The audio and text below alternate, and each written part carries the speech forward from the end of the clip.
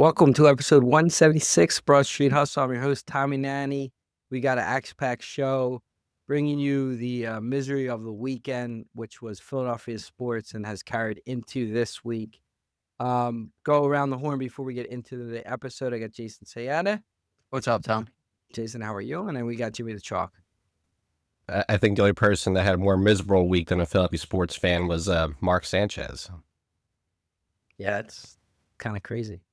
Yeah, so we're gonna bring you Phillies Eagles coverage. This episode is brought to you by our sponsor, Giovanina's Pizza. Tried the rest.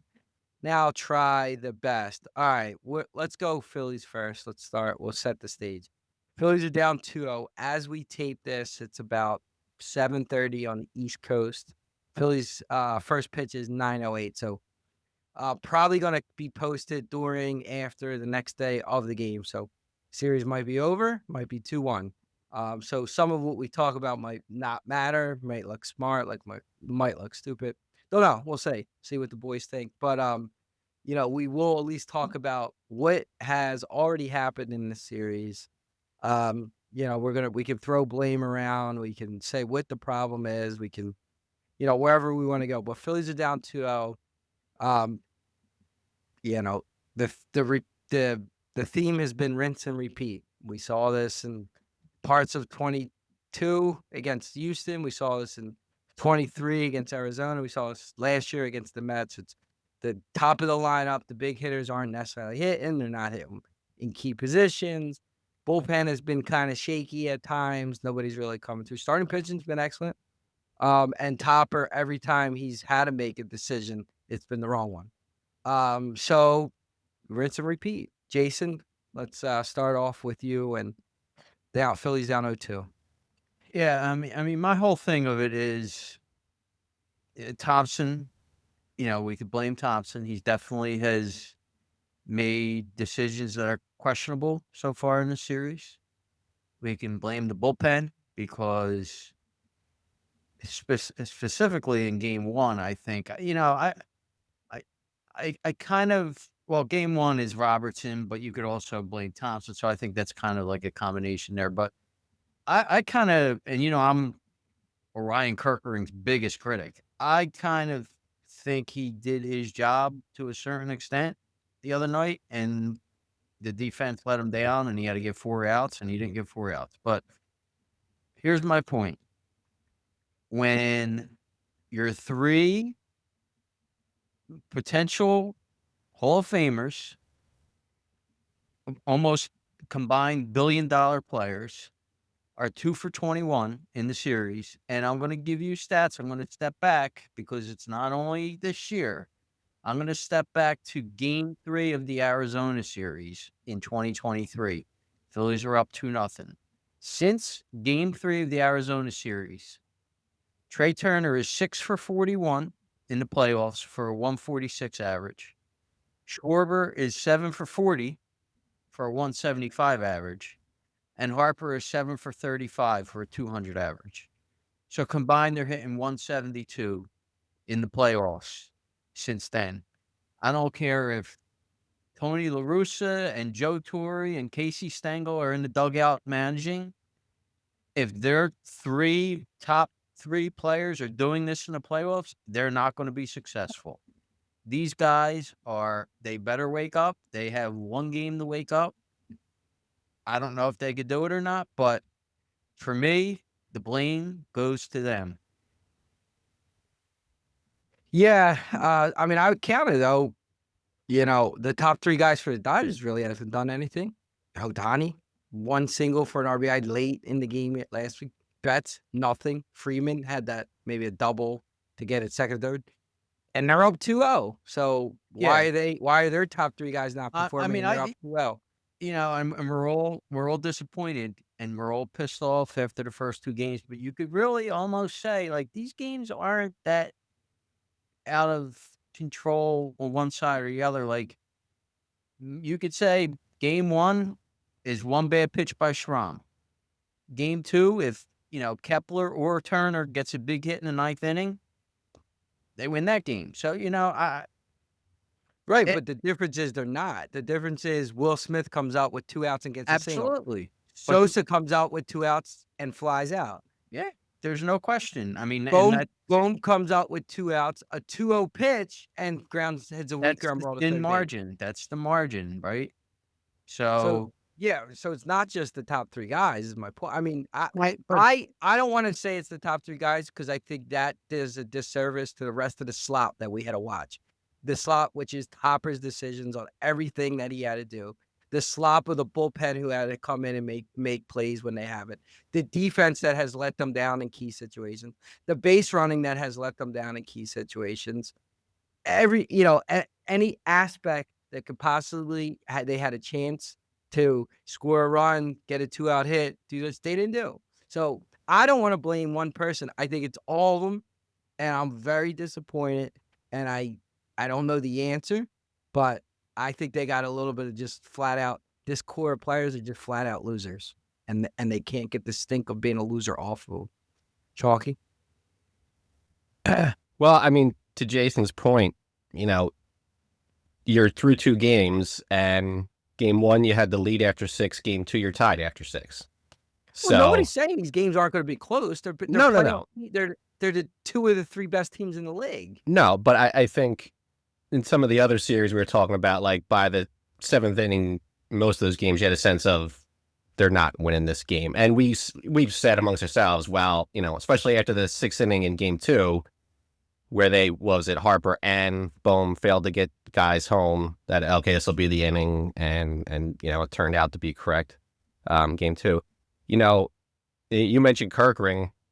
Maybe if they use Kirkring instead of Robertson for 2nd inning, they hold that lead in game 1. I mean, Kirkring looked good in game 1. And game 2, I can't really fault him because he comes on with 2nd and 3rd, nobody out, gets a pop-up, gets a ground ball that you're going to go home on that. There's no doubt. But if Turner, let's just say Turner makes the wrong choice and throws to first, they probably get out of the inning with 1 run instead of 3. But that's not you're trying to keep them off the board.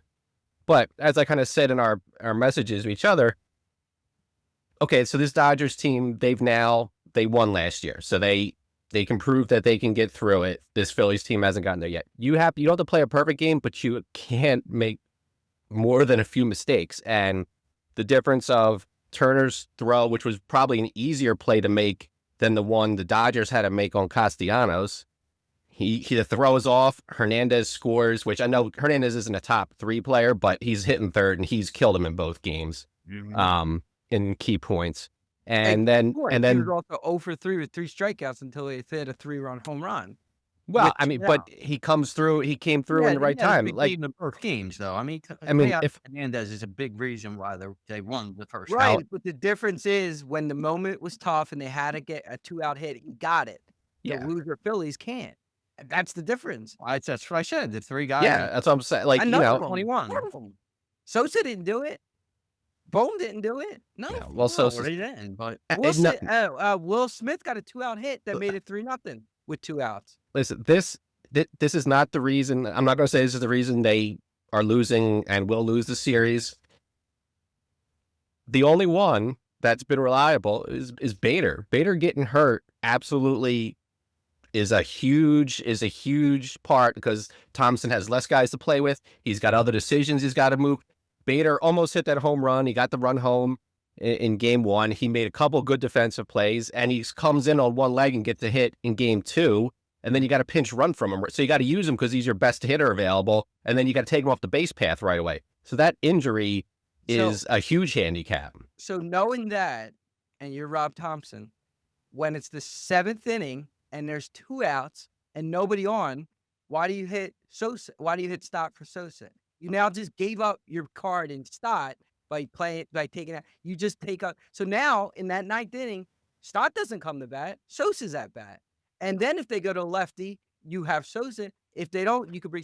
There's just all those. I don't agree with that. He's playing matchups with the pitching, I assume. It's the 7th inning and there's 2 outs. You're down 4 runs. What are you trying to do? I don't agree with it. Sosa, at least was making contact. That's what I'm saying. So why did he take him out? He shortened the bench even more with that decision. That then hurts you with pinch runners. Yeah. Hurt you with pinch hitting. Every decision that he has made I'll wrong. let Jason jump in because I always got something. All I'm gonna say is I don't think there's one key decision that Thompson has made so far that has been the right decision. Like you can't point to and say, oh, that was the right move, except when he No. had a hit for Bader. And in these games that are close, that's the difference in a lot of cases.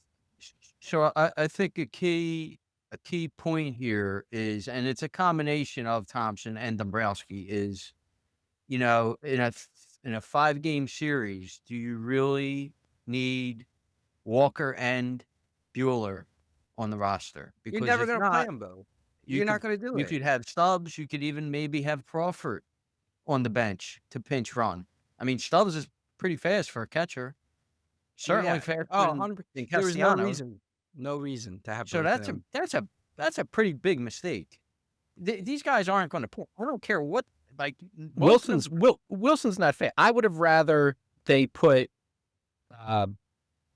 who's there. I would have rather them pinch run Taijuan Walker than Wilson. I thought of that because You could have kept him on the bench as a bat. Because then he had to get did he end up playing or did he get pulled for somebody else in the outfield for the not good? You had a pinch run for you knew that No, if Bader got on, you had a pinch run. So Right. You had to keep, I guess, like Wilson, whoever you pinch ran with, had to stay in the game because you lost Castellanos. They're Right. That's why if you put a pitcher in and you just take him. but that makes the decision to punt even dumber. Obviously. Well, I mean that's you're playing for a tie at. You play for the win. You got 3 hits to start the inning. I mean, come on. Now I will say the bunt, he did give Stott the option, not the bunt. Like it's Well, not. no, he didn't give him the option. He says we teach our players that if he didn't see the wheel play because Betts moved so late in the break. He broke after the ball was being released, pretty much. So he never saw didn't have the wheel play on the first pitch. They did, Yeah. but that doesn't mean they're going to run on the second No, time. but the third base coach or somebody from the bench, somebody's got to let Stott know to look out for that. Well, he said we teach our guys or coach. I don't know if there was. I don't know. I mean, we can't assume these guys are going to pick anything up. But I have no what I'm idea. saying is Betts. But the thing is, you gave them the opportunity to run that play, to do that. Like that, the sabermetrics even said bunting there, even if successful, had dropped you an 8% chance to win the game. I didn't agree with that, but I will say, there are points to that. Like Chalky mentioned, Dodgers made a great play. I mean, Muncy made a great play. Betts made a great play, and Castellanos was awful because totally did everything wrong wrong. He needs to do on that play. Totally did not do. He did. It was a little league. He's a terrible base runner. He's lucky he didn't get thrown out at second because the throw beat him. This is all part of Thompson's problems too. Is he relies on these guys in situations where they haven't proven to be relied. So you got to take those decisions out of their hands, and you make the decision as the coach. Yeah, and he doesn't do that, and that's the small those little things add up to why they're losing these close games. And again, 2-0. Snell's on the mound. It's 2-0. Marsh is up. Do you really think Snell in the playoffs is going to throw you a fastball down the middle of the plate, Marsh? No. He swings as hard as he can, and he gets a strike. That's the difference. It's a predetermined swing because the ball was nowhere near the That's the difference. And in July, he's going to throw a fastball down the plate. In the playoffs, he's not. And their mentality never changes from the regular season to the playoffs. And that's why they go through these slumps. That's why they don't hit. Because these pitchers aren't going to pitch you the same in the playoffs as they are in the regular season. Well, a big point of my whole thing going into this series was they need to be patient. In game one, listen, Ohtani was more around the plate in game one than Snell was in game two. And they weren't, all right, I'll give him game one. Game two, you can't have Snell go 6 innings with how wild of a pitcher he is. You just can't. And he was wild. How many? And it's the perfect examples. It's 2-0 and guys are swinging. Harper did it. Marsh did it. Bone did it. We're talking about players who have low baseball IQ. Marsh has one of the lowest baseball IQs I've seen. Rojas was the worst, but Marsh, Castellanos is another. Like they have low baseball IQs. Bohm is another. He's another. Chalky mentioned it. Harper walks. Bohm comes up. First pitch predetermined because he got jammed. he swings. You get jammed on the first pitch, you're swinging at whatever's coming at you. You're not looking for a pitch that you could handle. You're just swinging. Yeah, but and now this is every player. This is 3 years in a row. The same thing. 3 years in a row. It's Snell had 4 walks versus only 4 1 walks, hit, right. which is, but I mean, yeah, I mean, we're saying, I mean, you just got, at this point, it's going to be what it is. I mean, the inning, they got the runs off of Ohtani. They caught a break because Hernandez kind of dogged the one ball that got to the outfield. But what happened? They worked counts. They made Ohtani throw like 30 pitches that inning. They got a, was it Bohm or Marsh got a walk, and then, couple hits, and then Bader gets the sac fly. Like, they put together, nope, there was no home runs. They haven't had a home run since game 2 of the 165 at bats without a home run. Yeah, since game 2 of the Mets series last year or whatever. That's another travesty. At least they had 2 long outs Saturday night. They had nothing that close.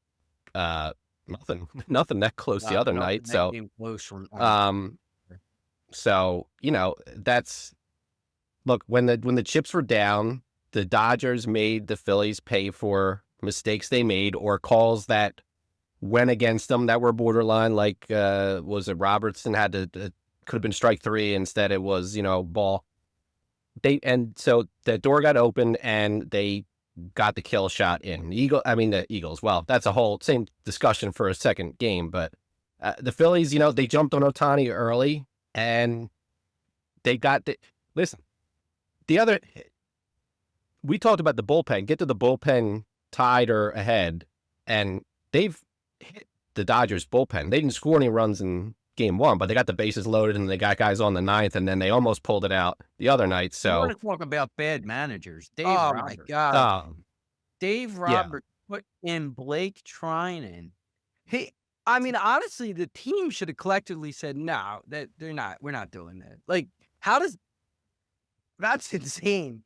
I don't know how does no coach step in and say, what are we doing? I mean, I know he's trying to get the guy confidence, but you get him confidence in a 6-run game, not a 3-run game. In the 9th inning? In the 9th inning?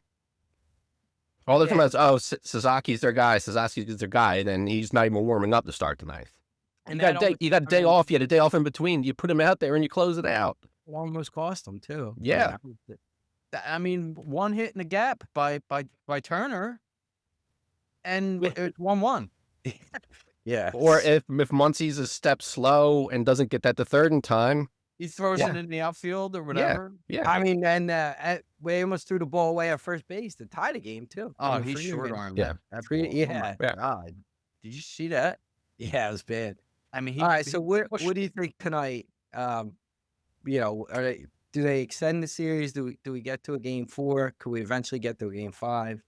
Jason? All right. So tonight, so they're starting Nola, which is, was a surprise to all of us. We thought Ranger was starting, but it's going to be a Nola Ranger game. So against Yamamoto. So I'm seeing Nola going 3, probably. Maybe if he's pitching well, it'll let him go into the 4th inning. If not, I think he's going 3. I think Rangers is going 3. I mean, optimally, you'll get through the 7th inning with both of those guys. I don't know. You might only get through 6. And I think if you get through the 7th, I think Duran's going 2 innings, right? Now, let's get to Yamamoto. So I looked at his last 5 games, and they're not pretty, but there's a little something there. So in his last 5 games, he's thrown 33 and 2/3 innings. This includes the playoff game last week. 11 hits in 33 innings, but 13 walks in 33 innings. That's 3.5 walks per 9 innings. Again, you need to make this guy throw pitches. You need to make him throw strikes. You need to have the approach where you go to the plate and you're looking for a ball in the zone. And if it's not in the zone, you're not swinging. I just don't understand. I mean, they clearly are professionals. They have coaching staff. We're on a podcast. You looked at stats. I would imagine the Phillies coaching staff has also looked at these numbers, correct? You would they had to, right? Yeah. So don't they have a meeting or a game plan where they say, look, here's this guy's numbers, and then I just don't get it. What happens from if that happens, unless it doesn't happen, from when that happens to when they step in the plate? I don't I like I how can we see it and everybody see it, but then we don't see it the Phillies play that way? I just can't get it. I don't get it either. I think you have too many of the same type of players, which we've said before. And the same. I think they have the same mix. Too many of the same mix of players that are streaky. That's a whole nother point. But that are free swingers, that are not guys who work counts. Like Harper should be working more counts than he is. Turner's just not gonna. That's not his game. He doesn't do it. Schwarber works counts. Harper works counts. Boom. He ain't doing it. Castellanos, he ain't doing it. Like, you have No, too but then many. your marginal guys have to. Your Marshes, your Kemba, they have JT to. should They do it have more than he to. does. He's kind of a free swinger too. Although he's having a pretty decent series. You can't kill JT. All right. If they win tonight, I think they win tomorrow. Now, I'm not gonna- are the Dodgers coming back with Ohtani tomorrow? Game I 5. thought it's Glass now tomorrow. I thought it would be Otani's game 5 only. Yeah. Yeah. So I honestly think if they could pull this out tonight, the series is coming back here. Now, I ain't giving any guarantees they would win game 5. But I think if they win tonight, you get Sanchez tomorrow, I think the series comes back here.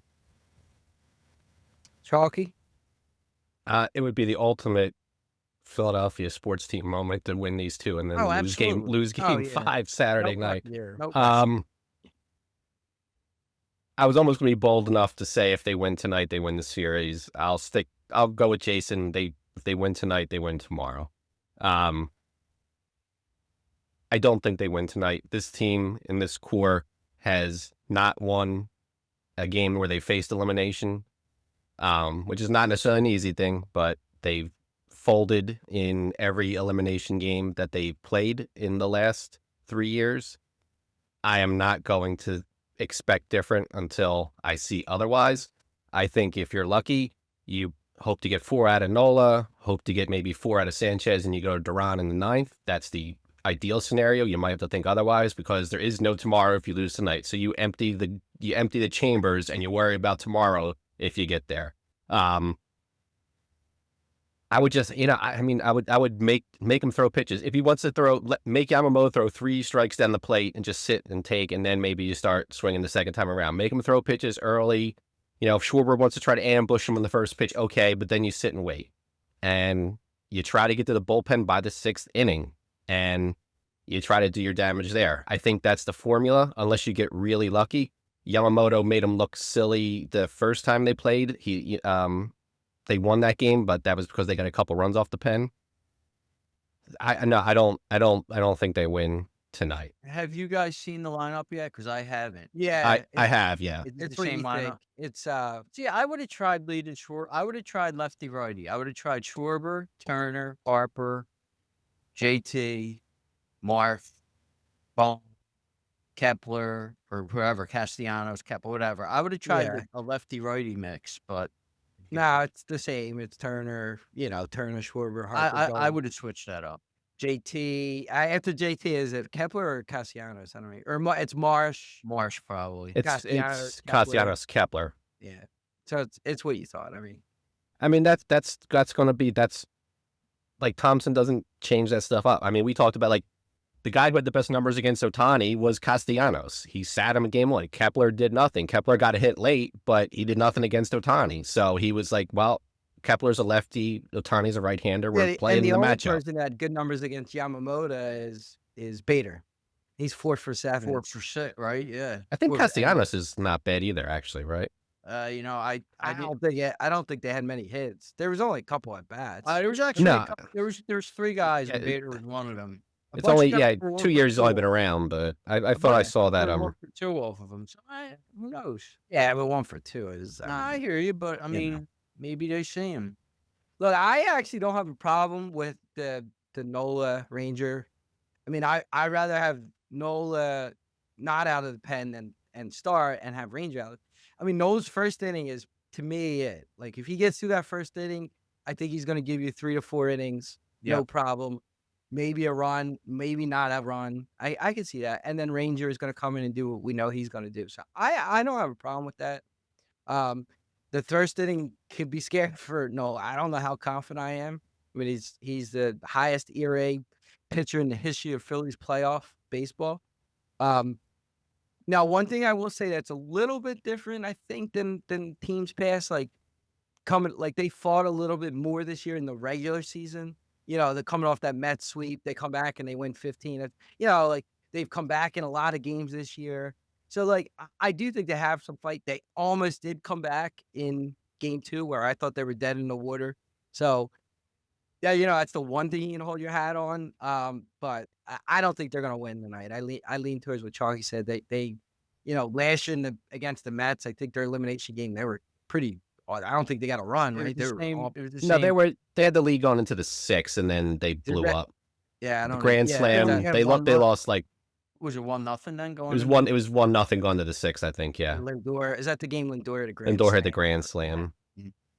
All right, so Um, there is a little bit. So the lineup in terms of who's in it is the same. The order is a little different. So it's Turner, Schwarber, Harper, Bohm. Marsh moves up to 5th. Real Muto drops to 6th. Kepler 7th. Castellanos 8th. Stott is 9.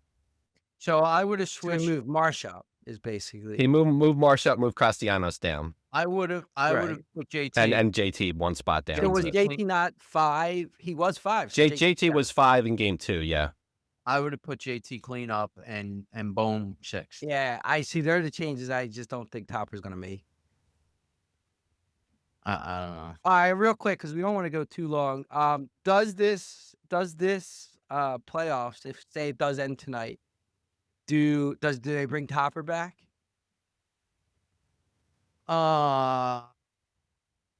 If they lose tonight, And you don't got to go into detail because we're going to get into that. there's in a the chance offseason. they don't.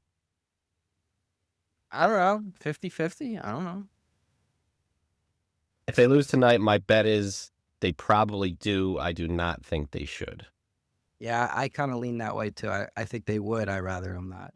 And then does this affect? I mean, Schwarber goes another 0 for 4. Does this affect them bringing him back, or are they?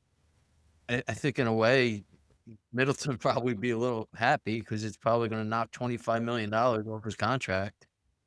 I mean, I don't even know who else is a free agent this year that you could try to replace some of that He's with. coming So back. Yeah, that's He's the coming back. problem. I don't think it makes a difference. That's the problem.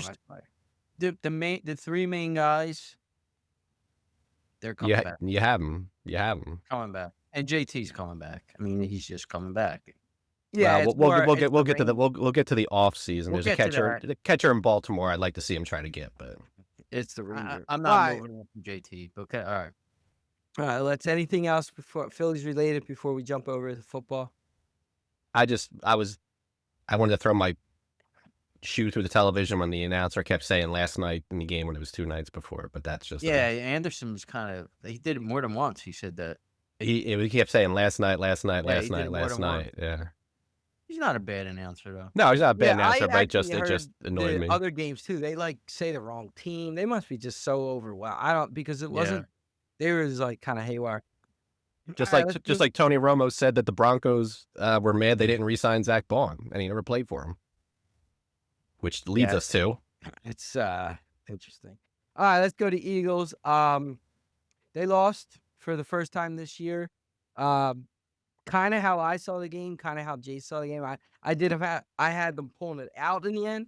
Instead, they didn't pull out. So I said till they prove they're going to lose those close games. And they lost the close game. They lost 21-17. Kind of a tell 2 halves again. Now the first half wasn't like you've seen in other games where they were electric, but they looked decent in the first half of this game. Kind of middle in the second half. Defense for sure in the fourth quarter kind of fell apart, but they were on the field a lot. I mean, the offense didn't really help them out. Some questionable calls on the officiating again, just like every week we watch any football game pretty much. The officials play factors and make decisions, and yeah, I think the league this year is like calling a penalty and picking it up. It's like 5 a game at this point. I haven't. It's the most I've seen in any season. But they did lose 2017. Obviously, the game was not high scoring. It stayed unders. Don't know if this is a prelude to what we're going to see. They have the Giants coming up, but let's just recap the Denver game. Jason? So they actually lost 21-17. If they lost 2017, my score would have been. Oh, 20. Yeah, I actually wrote 27. I prelude to my 2017 is another I score. missed by 1 point. 2017 is a score I wrote down for something a little bit later. If he 21-17. If he goes for the extra point and not the 2 point, I hit the score. Now I didn't bet it. I should bet it, but anyway. Yeah, and if you don't get that 2 point and doesn't kick the field goal, my score They- of 17-16 is right. As I said, we're right around it. I mean, it's Yeah. exactly how we saw it. Yeah. So yeah, I mean, 5th straight week that they lost the yardage battle. And before you say who the real problem is, just let me say it. We can say it together, but I don't want okay. you to steal it. I'll get to that eventually. Okay. Yeah. So first 3 quarters of the game, they pretty much outplayed Denver, not by a lot, but I thought Knicks was terrible in the first 3 quarters. He was not good, and then he got really good in the 4th quarter. The Eagles were undisciplined. They had some penalties that kind of wind up costing them the game in the long run. So what do I have? Knicks was bad. The injuries on the offensive line. Dickerson got hurt, got knocked out of the game. Jurgens is clearly hurt. He's got a bad back, so he's struggling. Steen, I don't know if he's hurt or he's just not good, but that's, not re-signing Becton and bringing Steen in to replace him. That's not working. So what Denver wound up doing defensively, because I did see some tape this week, you got to give Vance Joseph credit for how he defended Hurts. I mean, basically what they did was they played a man coverage and they rushed 3. So what they did was they played man, they rushed 3. They had a spy, Benito, who was spying on Hurts, but then they also had 2 linemen that kind of were dropped back a little bit, like kind of into coverage, but keeping their eye on Hurts. So Hurts had 2 rushes the whole game. Like they were like, he's not beating us with his legs. I mean, I guess they watched the last 2 or 3 weeks this year and said, we're not letting him get out of the pocket and beat us. So we're going to mush rush him. We're going to, do whatever to keep him in the pocket. And they did.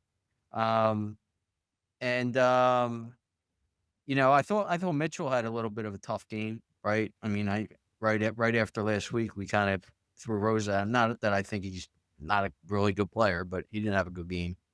But the problem with the offense, Tom, I think we're going to say the same thing, which, I don't think it's the play calling at all. From what I've seen with watching tapes and stuff, Tom, you were at the game. You probably saw guys running around wide open all over the field. Who's the problem with the offense? The sole problem with this offense, and it will always be the problem, is Jalen Hurts. Is Jalen Hurts. And it's not this offense, it's any offense in the NFL that he's the quarterback.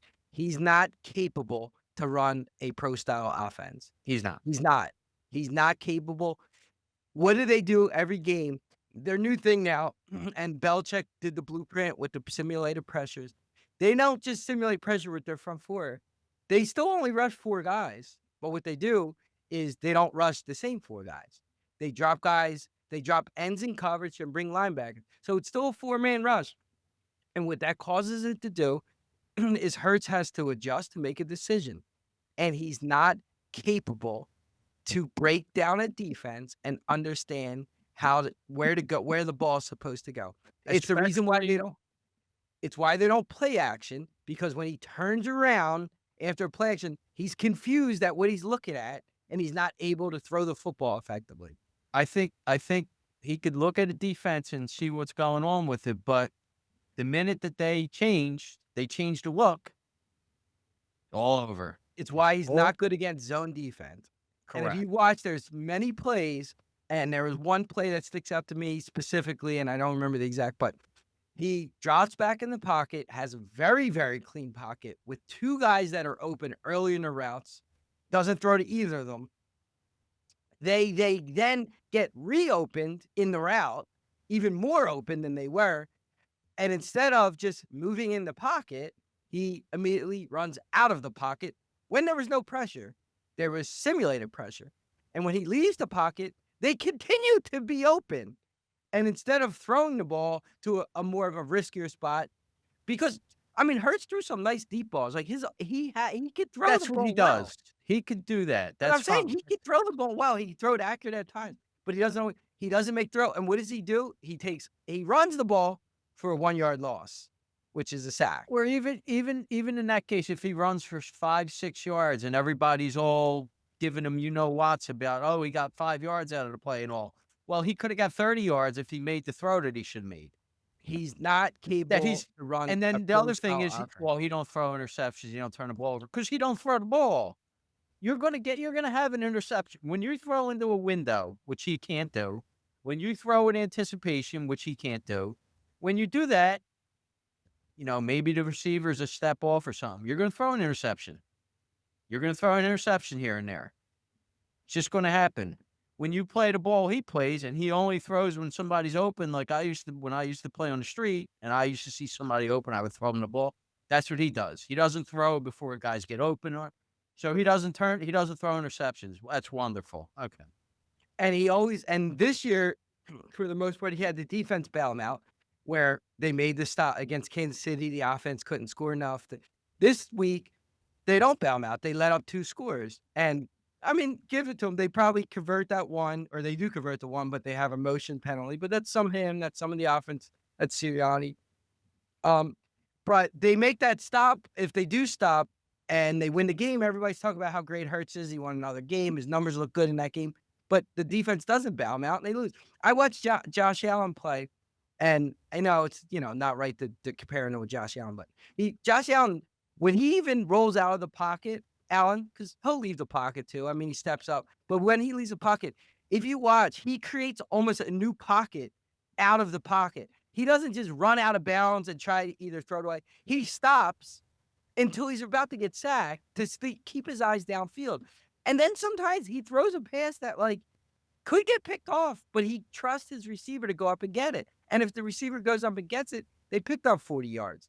If he doesn't, it's incomplete, or he doesn't just run out of bounds for a 1-yard loss on second down. Now you got to convert a 3rd and long.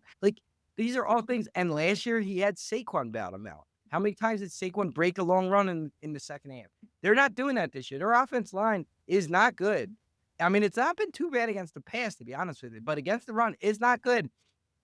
And part of it is the teams know they're running, they're playing that way, and also the offensive line just isn't. And maybe it's Barkley. I mean, the 3 guys who had the most carries last year in Henry, in Barkley, and Jacob have not had good seasons.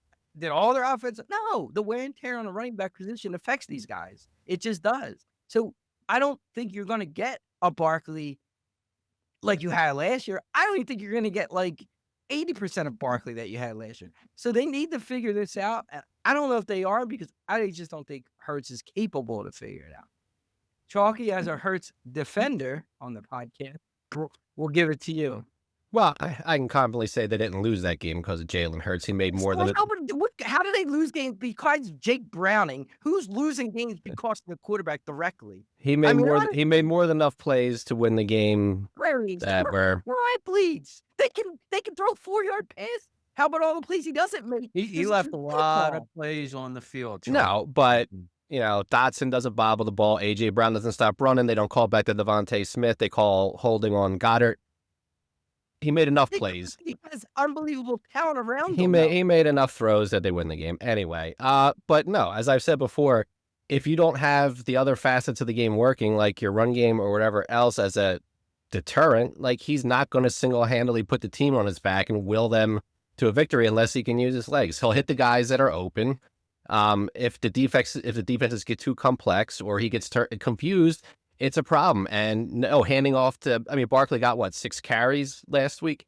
And he's on the injury report this week, so he's probably a little banged up, but he's a half a second slower, like what you were saying, I think, last week, Tom. And the offensive line is banged up, not playing as well. Those two things combined, it's putting more pressure on the passing game. And he's not going to be able to win week in and week out with the passing game. So now you have had 2 weeks in a row where these defenses have played the same way in the second half.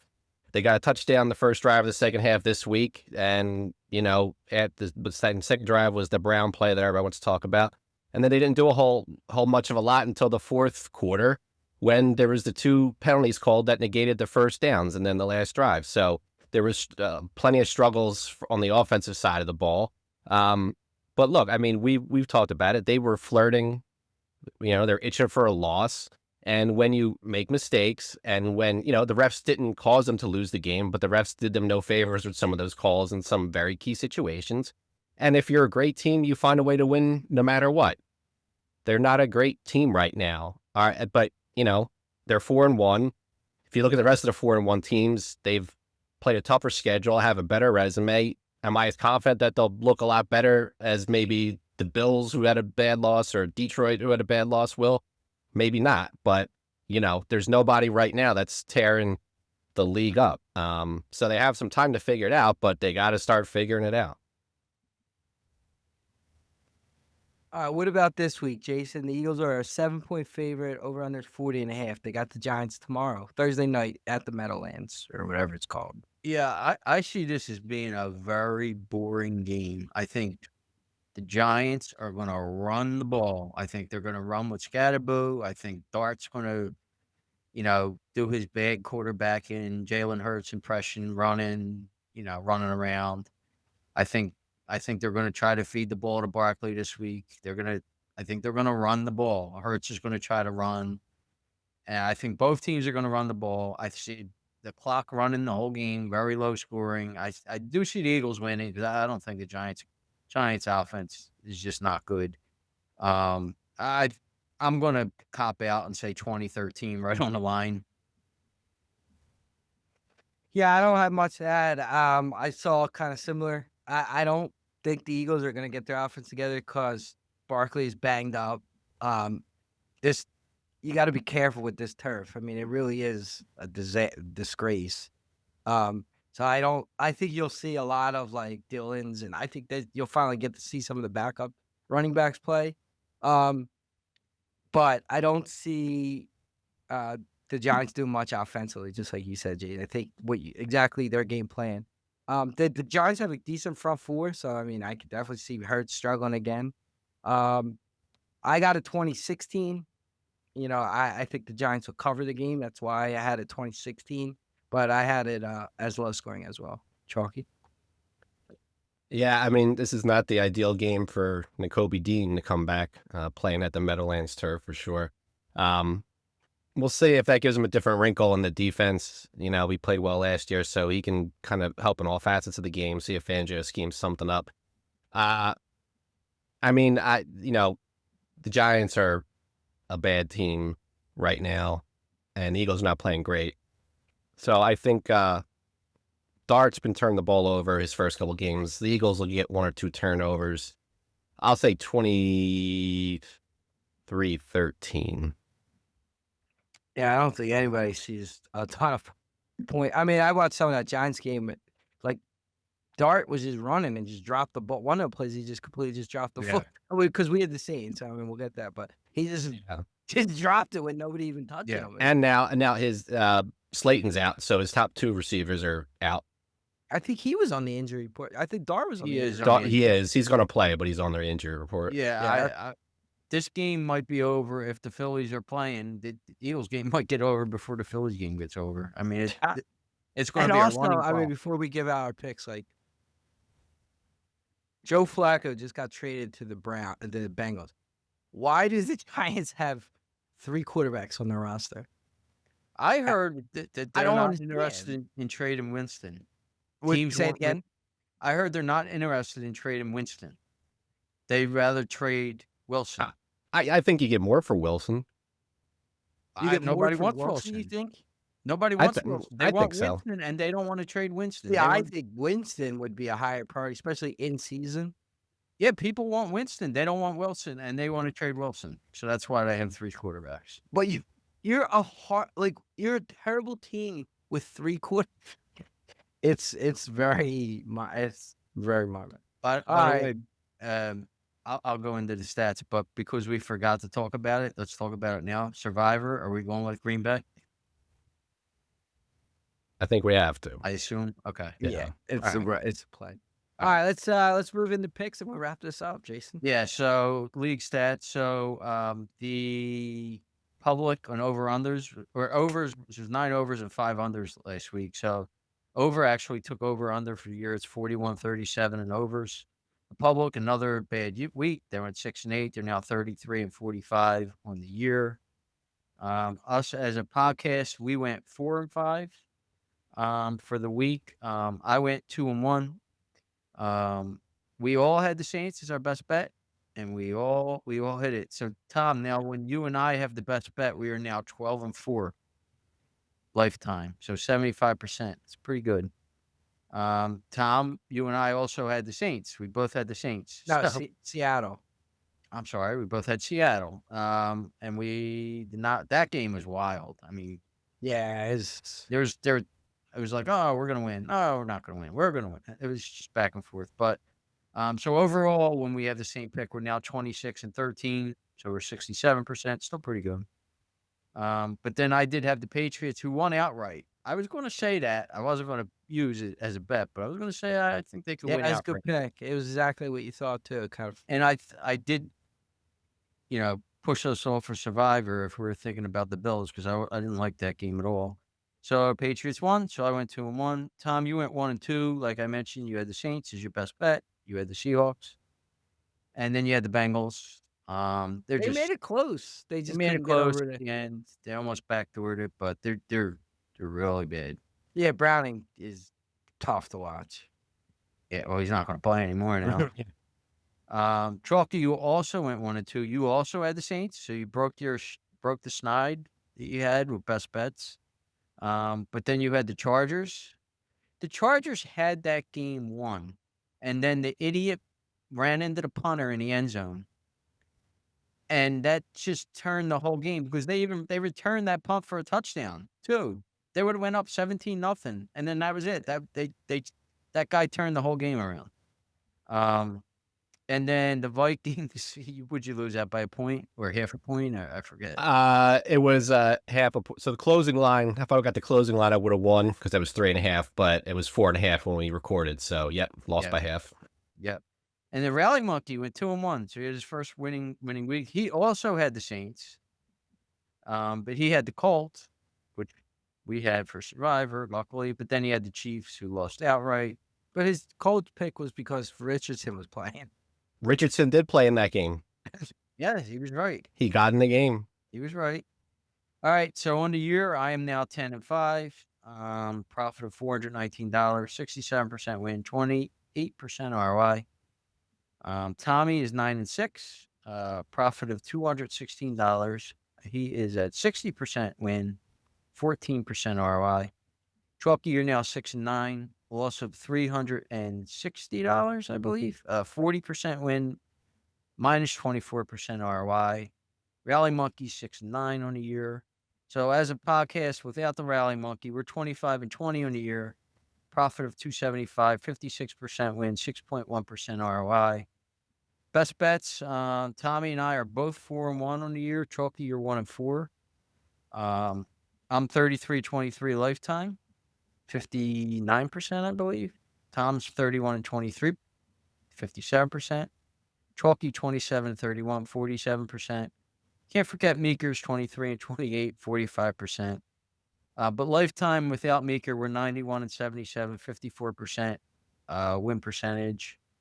And then lifetime, I am now 100 wins and 73 losses. Profit of $1,774, 58% win, 10% ROI. Tom, you're 83 and 80.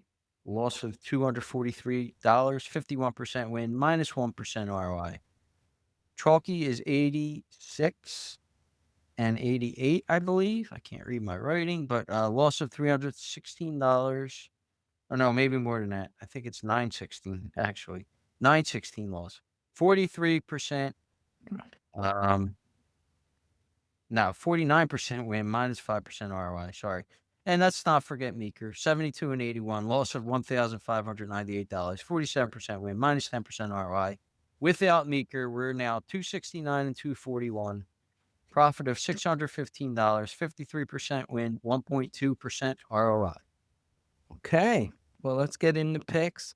Since I kind of fumble around every week with who to go first, I'm gonna install a system of alphabetical order, and Wait. go with it. Chalky, we don't know your real identity, so we were forced to use Chalky as your letter. So C is actually so Chalky. You have to go first. Still,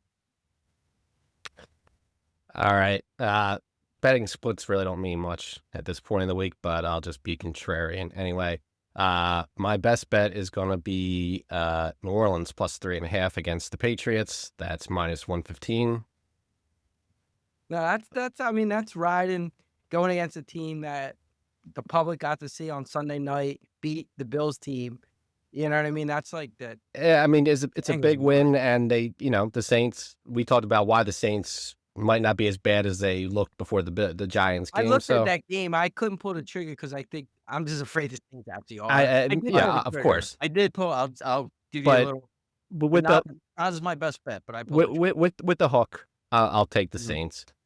My second pick is going to be Tampa minus 3, minus 115. Who do they play? 49ers. And then my third pick is going to be Jacksonville minus 1.5, minus 108. And the rally monkey this week, his three best bets are Dallas minus. I got to cross-reference these lines because they're usually not right. Dallas, okay, so he says minus 3.5. DraftKings has Dallas minus 3, minus 120 against Carolina. He has Pittsburgh against Cleveland. DraftKings has that as 5.5, minus 105. And Detroit plus 2.5. That's wow. He's got it plus 1.5. So it's actually 2.5 on DraftKings for Detroit against Kansas City, minus 110. Okay. I mean, I thought this game was my best bet of the week. Was the most obvious pick to make. Kansas City minus 2.5 against Detroit. I mean, Yeah, that line's bad.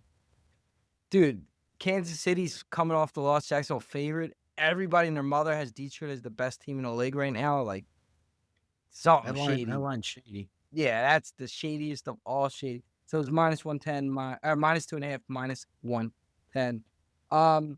My second, I'm gonna go against what I have done, and I think every time I step out of the box and make this pick, I lose. But I'm gonna do it. Cleveland, Pittsburgh unders. I'm gonna go with, which is 37.5 minus 105.